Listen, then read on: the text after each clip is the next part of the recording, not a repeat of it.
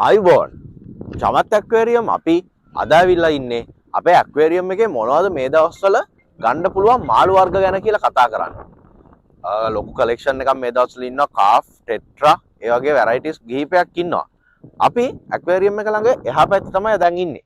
අපි ඔහොම ගිහිල්ලා බලමු මොනවද මේ දවස්වල ගන්න පුළුවන් මාළු වර්ග කියලා.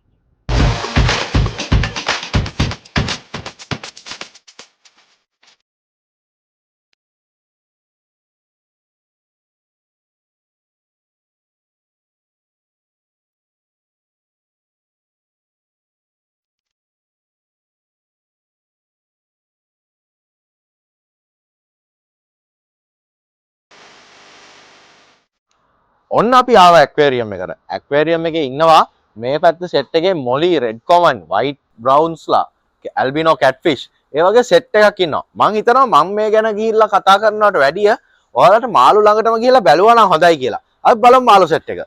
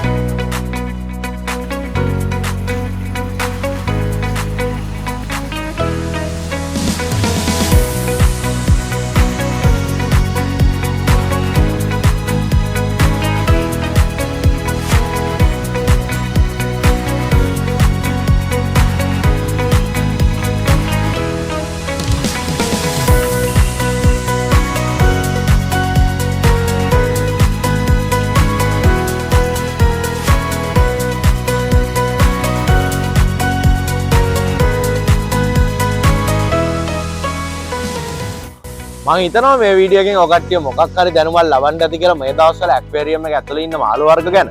වීඩියෝ එක හොඳයි කියලා හිතනවා නම් වීඩියෝ එකට ලයික් එකක් දාලා කමෙන්ට් කරන් යන්න. ආයෙත් අලුත් වැඩකින් ළඟදීම හමු. අදට සමු ගන්නවා. ඔයාලා හැමෝටම සුබ දවසක්.